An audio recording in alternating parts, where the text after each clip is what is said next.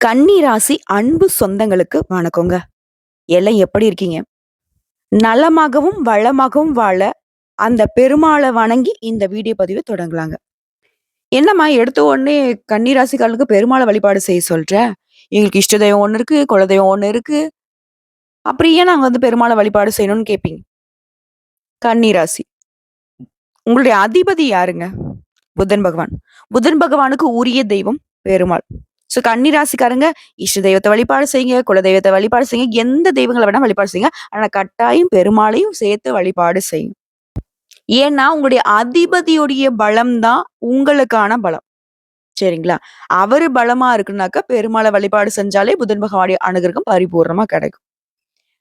நான் பெருமாள விட புதன் பகவானை சேர்த்து வழிபாடு செஞ்சுக்கிறோமா அப்படின்னு கேட்டாக்க, ஒவ்வொரு புதன்கிழமையும் நவகிரகங்கள்ல வீற்றக்கூடிய புதன் பகவானுக்கு பச்சை வஸ்திரம் சாற்றி, பச்சை பயிர நெய்வேத்தியமா படைக்கணும்.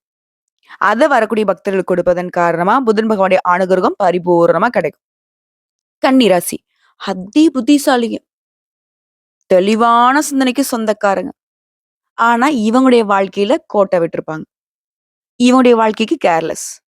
இவங்க ஃப்ரெண்ட்ஸா இருக்கட்டும், சொந்த பந்தமா இருக்கட்டும், யாரா இருக்கட்டும், ஏதாவது ஒரு பிரச்சனை அப்படின்னு வந்து நின்னா போதும். பிரச்சனை மச்சான். என்னடா பிரச்சனை? வாடா அந்த பக்கம். என்ன ஏது? எல்லாத்தையும் nook and corner world wide knowledge வச்சிருப்பாங்க. ஆனா, அதுல ஒரு துளி அளவு கூட இவங்களுக்காக பயன்படுத்த மாட்டாங்க. உண்மைன்னு நினைச்சா கமெண்ட் பாக்ஸ்ல பதிவிடுங்க. கன்னி ராசிக்காரங்களே. உங்களால வாழ்ந்தவர்கள் பல பேர். ஆனா, உங்களால நீங்க வாழ்ந்திருக்கீங்களானாக்கா கொஸ்டின் மார்க் தான். அதாவது தன்னுடைய தேவையே நீங்க வந்து பூர்த்தி செய்யறதுக்கு ரெடியா இல்ல.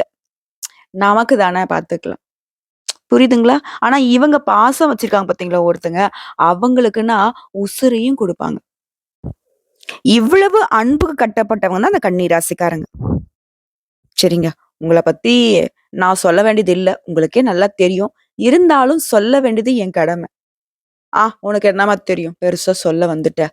கஷ்டம் தான். ஆனா நீ சொல்றதெல்லாம் ஒத்துக்க முடியாது. இதுவும் கன்னியுடைய குணம். தப்பா எடுத்துக்க வேணாம். அத பத்தி நம்ம பேச வேணாம். ஒரு சில விஷயங்கள மாத்திக்கிட்டா உங்களுடைய வாழ்க்கை சிறப்பா இருக்கும். உங்களுடைய கடவுள் குடுத்த அந்த புத்திய நீங்க உங்களுக்காக பயன்படுத்துங்க. ரொம்ப நல்லா இருப்பீங்க. சரிங்களா? ஸோ இந்த வீடியோ பதிவு தலைப்பு பார்த்திருப்பீங்க. இந்த மார்ச் மாதம் 31ஆம் தேதி முடியறதுக்குள்ள கன்னி ராசிக்காரர்களுக்கு இருக்கக்கூடிய 8 பிரச்சனைகள் முடிவுக்கு வரப்போகுது. கன்னிய பொறுத்த வரைக்கும் இந்த வீடியோ பதிவுங்கிறது 100க்கு 100% ரகசியமான பதிவுன்னு வச்சுக்கோங்க. ஏன்னா, உங்களுக்கு எதிரிகளாக இருக்காங்க. உங்கள வீழ்த்தணும்னு நினைக்கிறாங்க. அப்படின்னாக்க அவங்களுக்கு தெரியாம இருக்கணும். உங்கள பத்தின சூட்சுமங்களும் சில விஷயங்கள் இருக்கு. அதையும் பார்த்துக்கோங்க. ஸோ எல்லாமே மாறப்போகுது. அது கன்னியுடைய சந்தோஷத்துக்காக இருக்க போகுது. அது என்ன ஏதுங்கிறத இப்ப தெளிவா பார்க்கலாமா? கன்னி ராசிக்காரர்களுக்கு இன்னொரு கிளாரிட்டி ஒண்ணு குடுத்துறேங்க. நீங்க கிருஷ்ண பகவான வழிபாடு செய்யணும்னு சொல்லிட்டேன். அதாவது பெருமாள். அவர வழிபாடு செய்யறப்போ, அவர வணங்குறப்போ, அவர என்ன சொல்லி நீங்க வழிபாடு செய்யணும்னு தெரியுமா? கேசவன், நாராயணன், மாதவன், கோவிந்தன், விஷ்ணு, மதுசூதனன், திரிவிக்ரமன், வாமனன், ஸ்ரீதரன், ஹிருஷிகேஷன், பத்மநாபன், தாமோதரன் இப்படி 12 நாமங்கள சொல்லி வழிபாடு செய்றது மிகவும் சிறப்பு வாய்ந்ததுங்க. இதெல்லாம் சொல்ல முடியாதும்மா. வேற ஏதாவது சின்னதா ஒரு வரியில சொல்லேன் அப்படின்னு கேட்கிறவங்களுக்கு, நீங்க இதெல்லாம் சொல்லி வழிபாடு செஞ்சா என்ன பலனோ, அந்த அளவுக்கு உயர்ந்த மந்திரம். ஓம் நமோ நாராயணாய நமக. இந்த மந்திரத்த உங்களால எத்தன முறை சொல்ல முடியுமோ சொல்லுங்க. அதாவது ஒற்றைப்படையில. அந்த கிருஷ்ண பரமாத்மா உங்களுடைய கஷ்டங்களுக்கு பதில் கொடுப்பார். இன்னும் எனக்கு வந்து ஆத்மார்த்தமா வந்து கிருஷ்ண பரமாத்மாவ நான் வழிபாடு செய்யணும், பெருமாள வழிபாடு செய்யணும்னு சொல்றவங்களுக்கு இத சொல்றேன். "அட என்னம்மா நீ சும்மா வளவளன்னு பேசிட்டு இருக்க. சொல்ல வந்தத சொல்லுமா" அப்படின்னு கேட்கிறவங்களுக்கு ஒரு விஷயம் சொல்றேங்க. தயவு செஞ்சு ஸ்கிப் பண்ணிடுங்க. உங்களுக்கு தேவையான பதிவு பின்னாடி வரும்.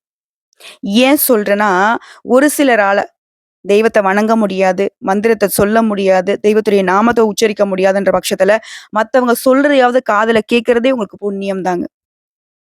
அந்த மாதிரியான பக்தி மார்க்கமா வாழ்றவங்களுக்காக இந்த வார்த்தைகள். கேசவா என்று அழைத்தேன். கஷ்டங்களை நொடியில் போக்கினாய். நாராயணா என்று விழித்தேன். நன்மைகளால் என் இல்லத்தை நிறைத்தாய். மாதவா என்று கூப்பிட்டேன். மந்தகாச புன்னகையுடன் திருக்காட்சி அளித்தாய்.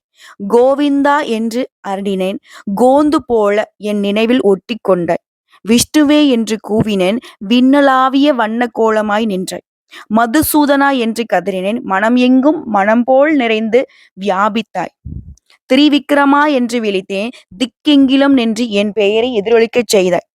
வாமனா என்று கூவி அழைத்தேன். வஞ்சக உலகில் என்னை காத்து நின்றாய். ஸ்ரீதரா என்று கூப்பிட்டேன். சிக்கிக் கொண்டாய் என் மனச்சிறையில்.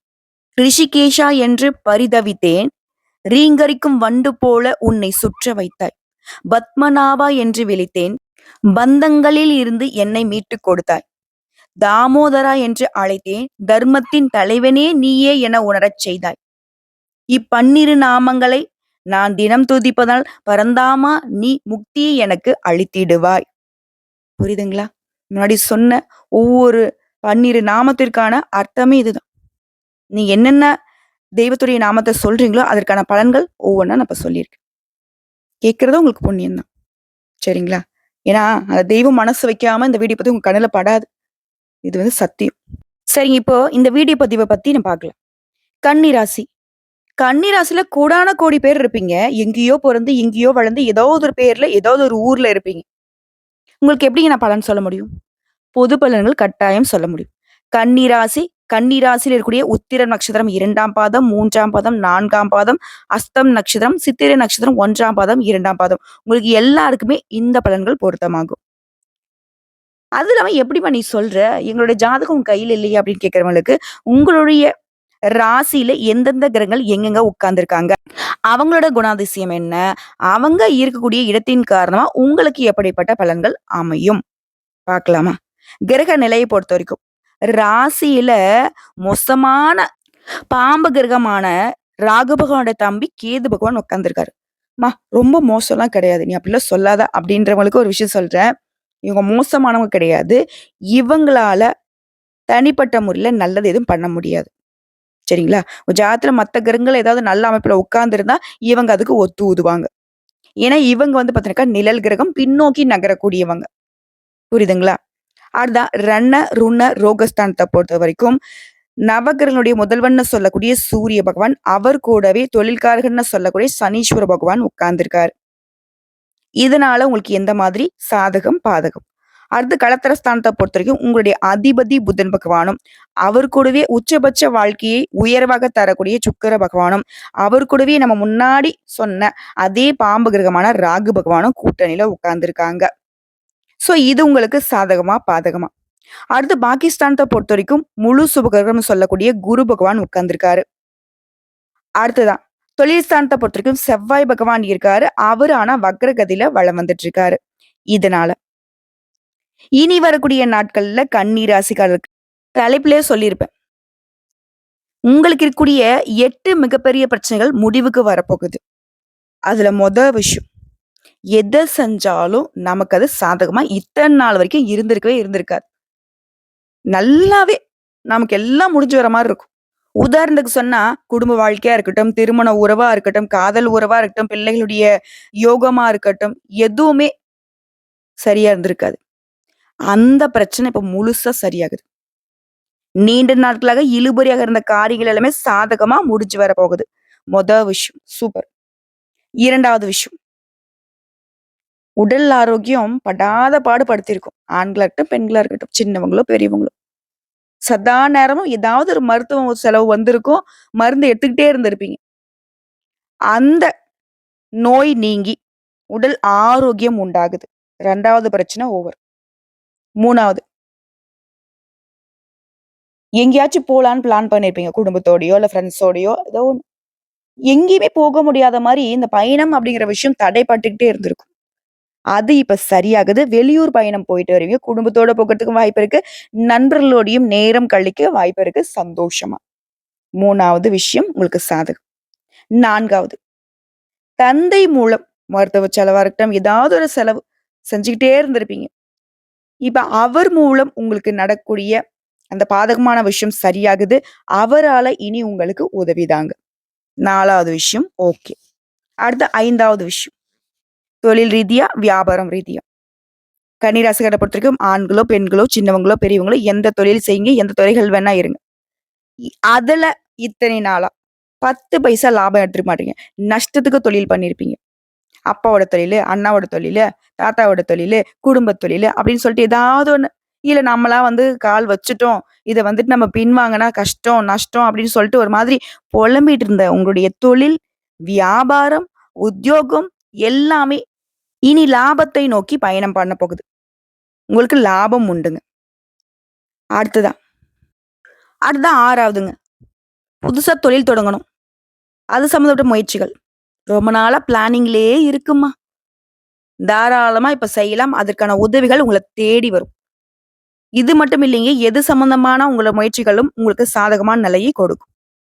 புரியுதுங்களா? அடுத்து 7வது விஷயம். உத்தியோக பணிகள்ல இருக்கிறவங்க. தனியார் துறையோ, அரசாங்கத் துறையோ, ஆண்களோ, பெண்களோ, கூலி வேலை செய்றீங்க. இல்ல ஒரு முதலாளி கீழ கை நீட்டி சம்பளம் வாங்குறீங்க. யாரா வேணா இருங்க.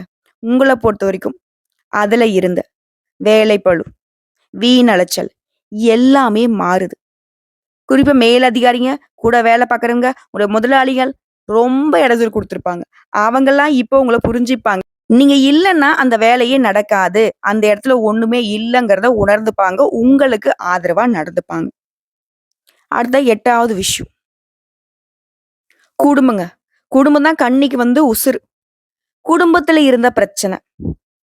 இனி தல தூக்கவே தூக்காது. இந்த கன்னி வந்து போராடுவீங்க. வீட்ல இருக்கக்கூடிய பிரச்சனை எப்படியாவது சரி கட்டிடணும். முட்டி, முட்டி மோதியிருப்பீங்க. ஆனா, இத்தன நாளா பலன் குடுத்துருக்காது. ஆனால், இனி வரக்கூடிய நாட்கள்ல கட்டாயம் முயற்சி பண்ணுங்க. அது சர்வ சாதாரணமா அடங்கும், மறையும்.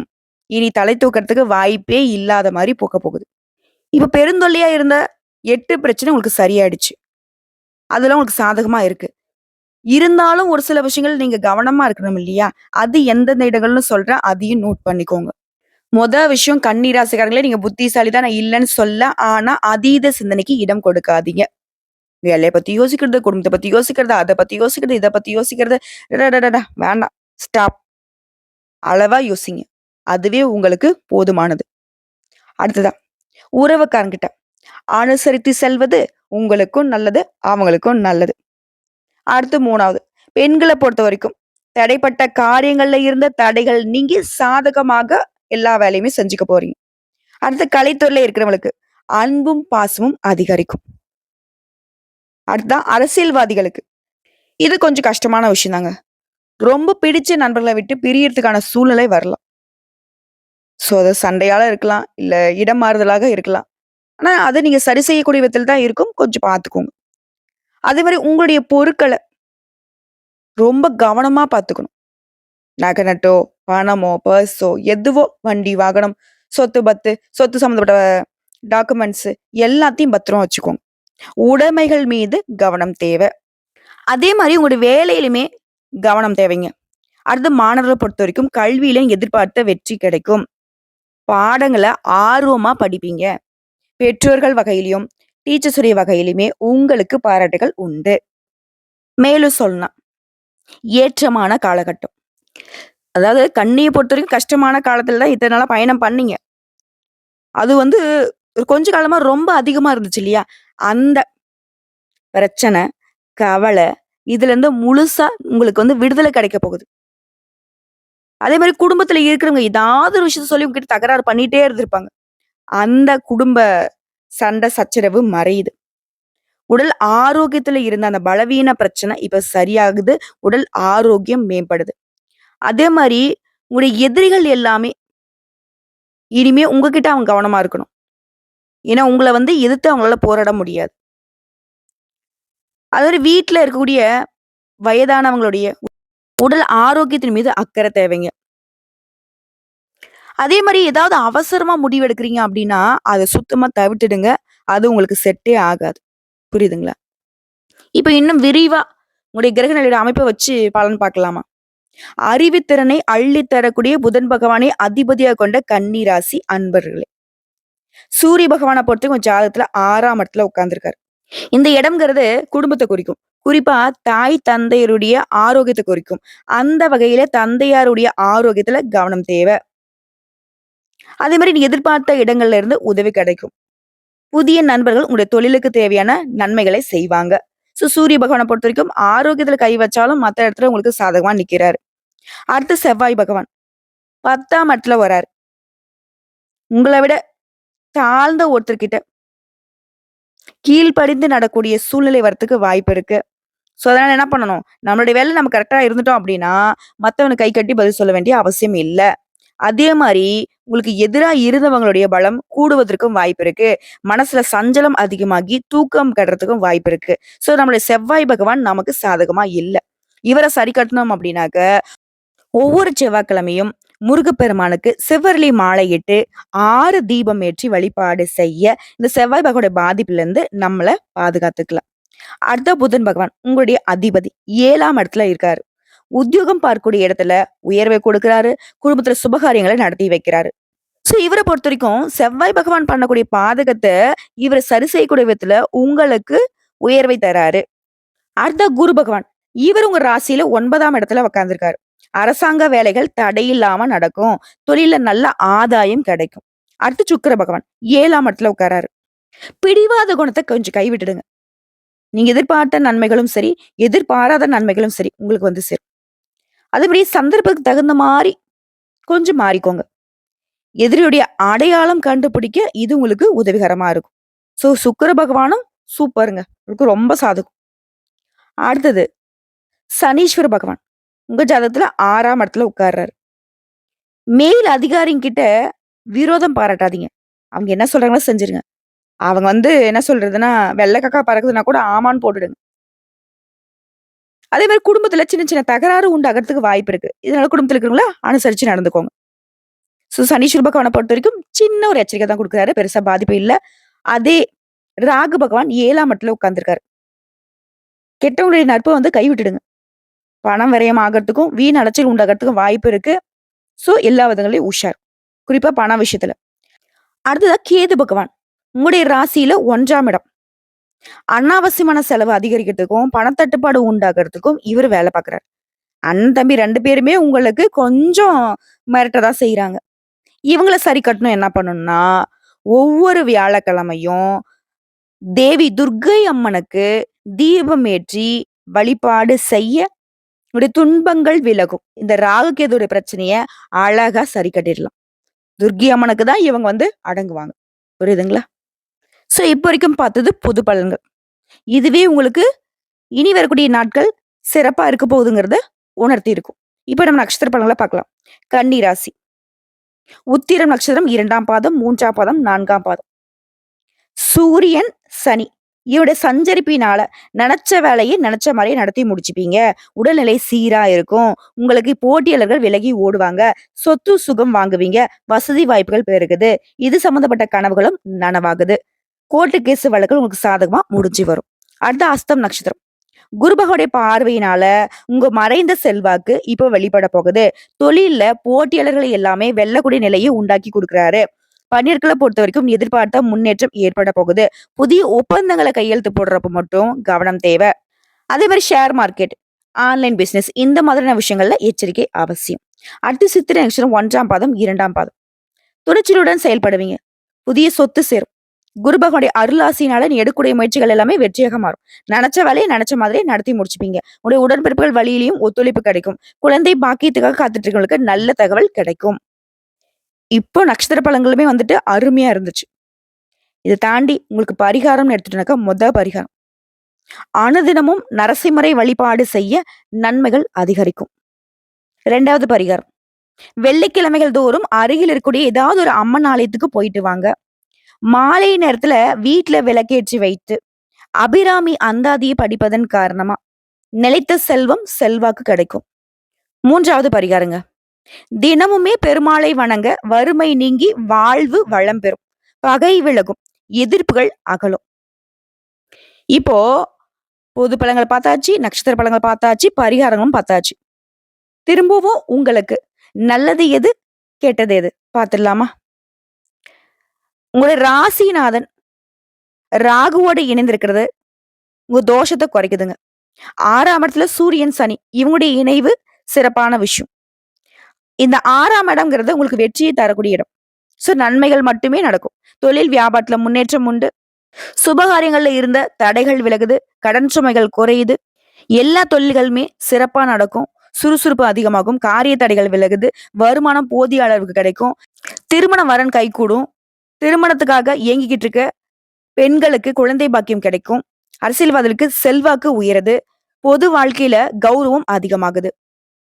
அடுத்த கவனமா இருக்கக்கூடிய இடங்கள்னு பார்த்தோம்னா, கன்னிராசி ஆண்களா இருக்க பெண்களாலையும், பெண்களா இருக்க ஆண்களாலையும் கெட்ட பெயர் வரதுக்கு வாய்ப்பு இருக்கு. ஸோ கவனமா இருங்க. அதே மாரி பிரச்சனை ஒண்ணு வருது அப்படின்னா, அது மனம் சம்மந்தப்பட்ட பிரச்சனையா தான் வரும். மத்தபடி வேற எந்த பிரச்சனையும் வராது. தேவையில்லாத சிந்தனை. ஒரு மாதிரி பாசிட்டிவா திங்க் பண்றத விட்டு நெகட்டிவா அதிகமா திங்க் பண்ணுவீங்க. அதுக்கு வந்து இடம் குடுக்காதீங்க. புரியுதுங்களா? அதே மாரி மருத்துவ செலவுகள் வரதுக்கு வாய்ப்பு இருக்கு. இது மட்டும் தாங்க. இத மட்டும் கொஞ்சம் பார்த்துக்கிட்டா போதும். மத்தபடி கன்னி ராசி கவலை இல்லாம இருக்கலாம். அந்த அளவுக்கு கிரகங்களுடைய அமைப்பு உங்களுக்கு ஆரம்பத்துல எப்படியோ, ஆனா இப்போ வந்துட்டு அழகா வந்து உட்காந்துக்கிட்டாங்க. உங்களுக்கு நல்லத மட்டுமே பண்ணணும். கன்னிக்கு வந்து பார்த்தீங்கன்னாக்கா, மகிழ்ச்சிய மட்டுமே கொடுக்கணுன்ட்டு ஒவ்வொரு வாய்ப்பையும் ஏற்படுத்தி கொடுத்திருக்கு. புரியுதுங்களா? கரெக்ட்டா பயன்படுத்துங்க. வாழ்க்கை சிறக்கும். வாழ்வு செழிக்கும். வாழ்த்துக்கள். உங்களுக்கு பெரிய துணையே பெருமாள் துணைதாங்க. புரிஞ்சுக்கோங்க.